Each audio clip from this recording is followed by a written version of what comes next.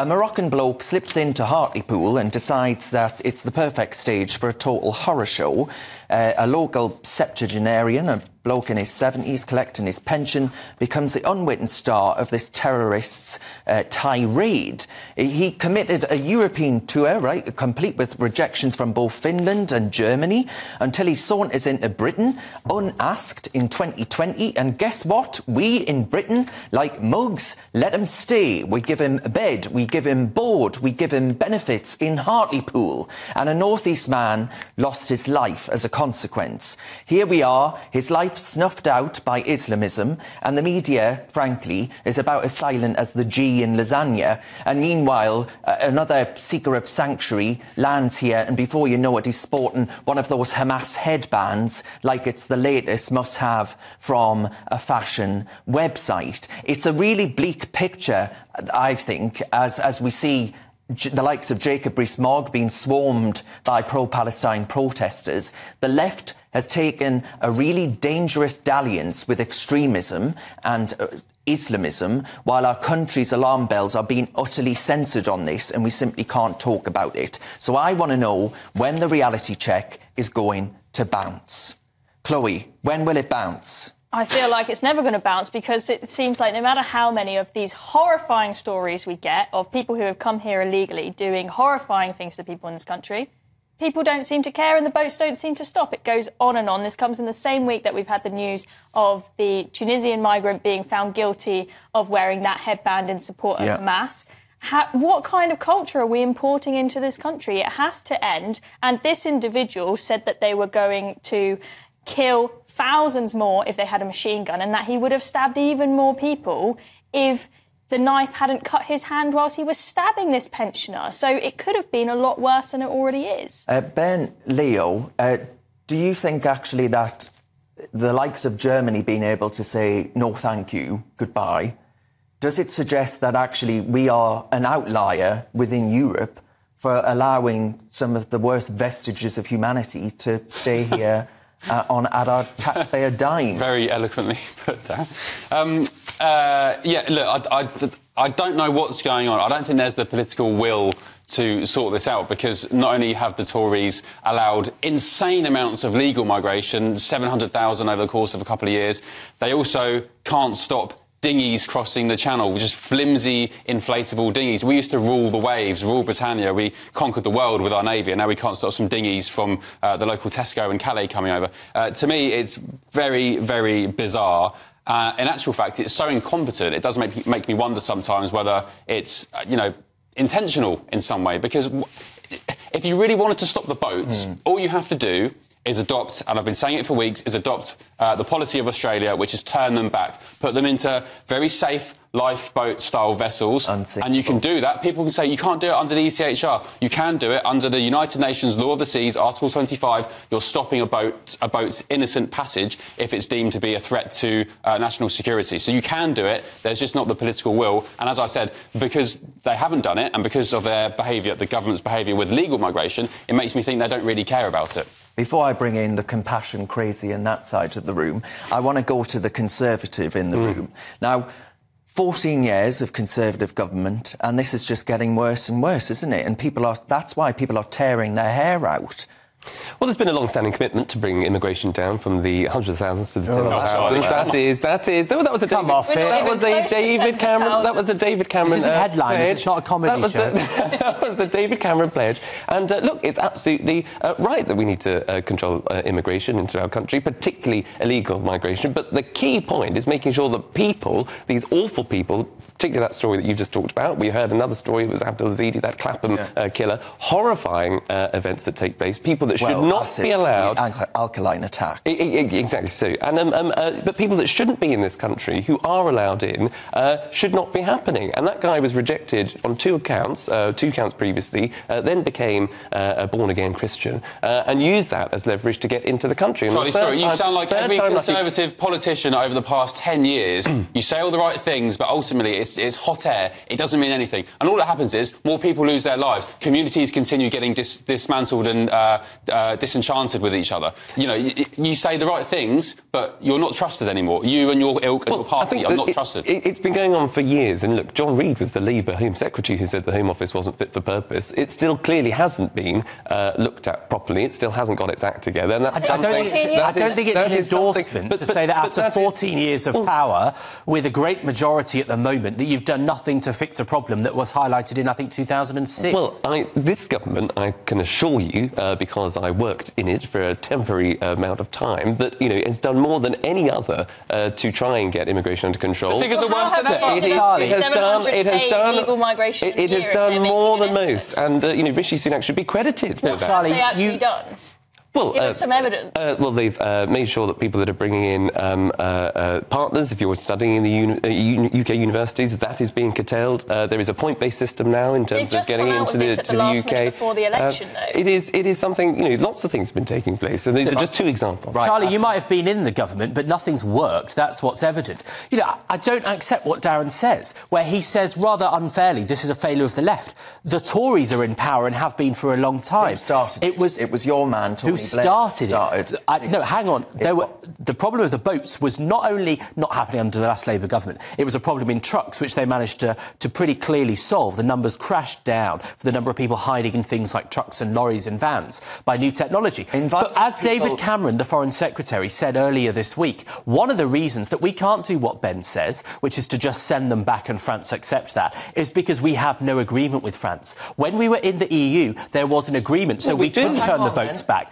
Brexit has caused this problem. We've just spent £500 million. We've sent £500 million to France. We do have an arrangement with France. But that doesn't mean that they have to take all the boats turned back. So that explain to me why Ireland, an EU member, is turning round and saying we're getting an influx of migration to this country and it's Britain's fault. They're in the EU. Why can they not send them back to France? It was the Foreign Secretary... Well, first of all, it's quite far. I think that might be... From Ireland? I think that might be a bit less practical than the Channel, which is the busiest area and where they have a fairly short distance to go. But the Foreign Secretary himself said that we gave up that agreement when we left the EU. That's why it wasn't the scale of the problem before. And the second thing to say is that this fella was here illegally, that was known, and the reason he was still here was because we have this enormous backlog dealing with migration cases, because you haven't hired enough people to deal with it. His response to that is to say, come on, come all, free and safe routes.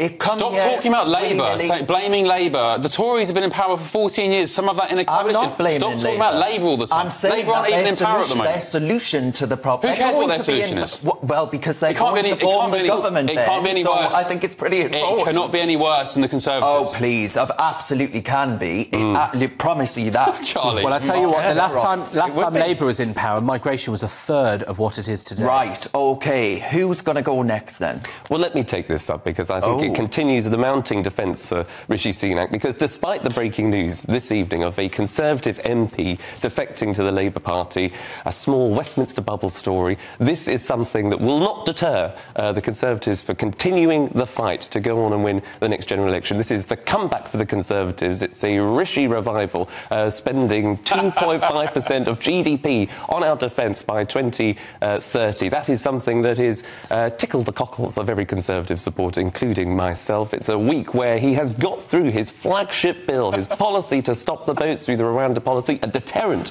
that will address some of the issues, not in total, but will help to stop those boats coming over, because it is a deterrent. That's the point of the policy. And you will just see from next week and the week after next a succession of policies, I'm sure, and announcements coming from the government, coming from Rishi Sunak, to make sure that he's delivering on those priorities that he said he was going to do. That's inflation coming down, that's growing the economy, that is dealing with the backlog in the NHS, and that is stopping... Right, Charlie, that's enough. And that is why the Conservatives are still in the fight. That he can't meet.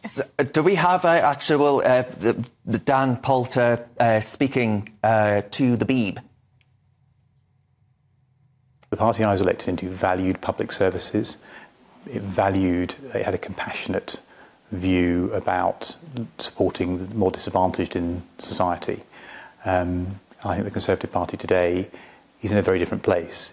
Its focus is not on delivering or supporting high-quality public services. Well, I tell you what, rat down a drain pipe springs to mind for me, because clearly he's getting on aboard the Labour boat before the Tory one goes doolally and down the plug hole, I'm afraid. Well, I don't think it will go down. But I mean, I struggle when I hear Dan say that because I think you struggle a lot. Well, it's under this government. I struggle with you, but I think look, it's under this government that it's dealt with some of the backlogs in the NHS. Okay, it's a government that has invested more than ever before in the NHS. Okay, it's got another 75 workforce plan that announced just in November of this year. It is doing more than any other government to help the NHS. Look, the fact is that there is someone who has given much of his life to the Tory party, just like you do, except he actually managed to get a seat.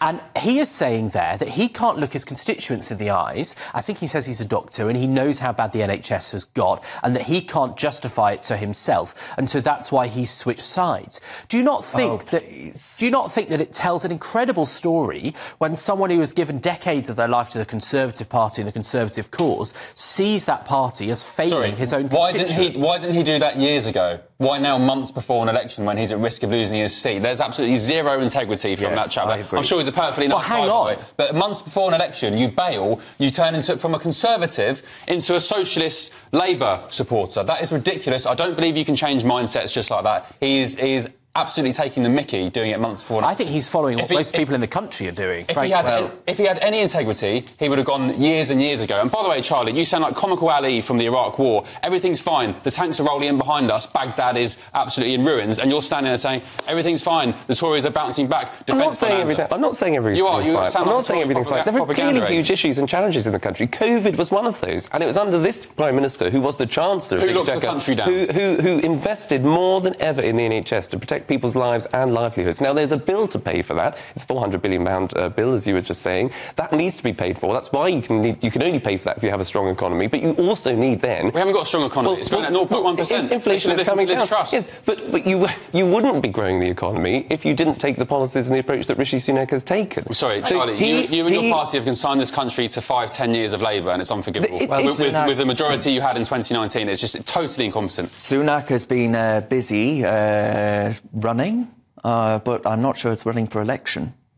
Good morning. How are you? I'm good. How are you doing? Very nice. I'm glad you're wearing a long sleeve as well. I got into running properly when I was at graduate school.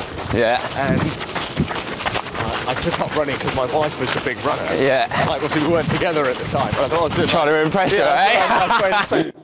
Now, I think that's actually quite a nice video. I think Rishi Sunak comes across well.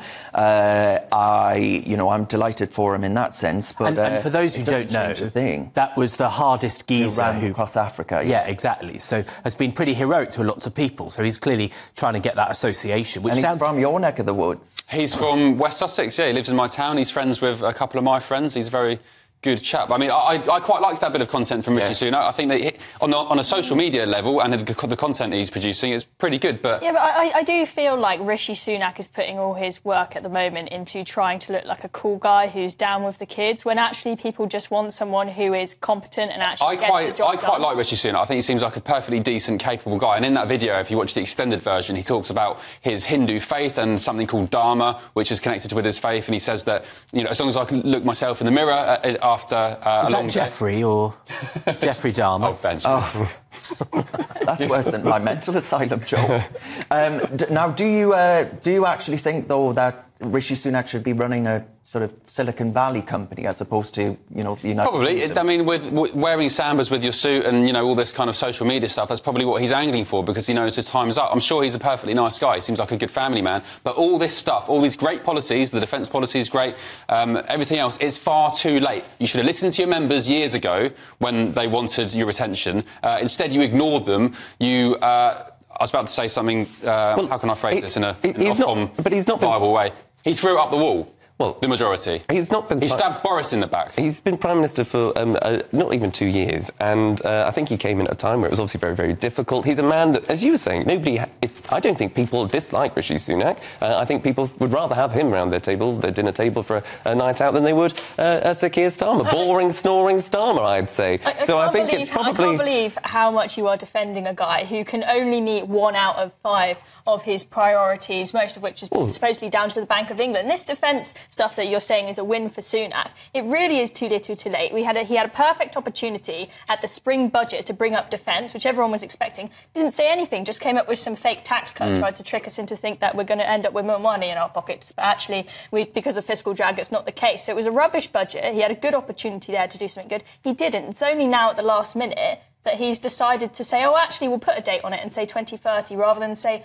when economic conditions allow, as they did before, which was just ridiculous. Well, I think probably at the time of the budget, it was still maybe being worked out and wouldn't have been ready in time. He's someone that isn't going to take a risk with the people's economy. He's not going to take a risk with people's finances. 14 years. And so I think he was waiting for the perfect time to make that announcement, which was obviously last week with NATO, with the NATO General Secretary, to say that the UK is able to spend that money because of the way in which he's run the economy. Our country and society is fragmented like I've never seen before, and a lot of older people say the same thing, and that's down to the Tories, and it is unforgivable. Well, it won't be. Well, it won't be. Well, if you think it's going to be repaired by voting for the Labour Party or Reform, then that's for the birds. Well, it would just be nice to have the chance to vote. We're all waiting for him to tell us. OK, 7,000 migrants across the Channel so far this year, 350 of them across today, Mark White says from GB News.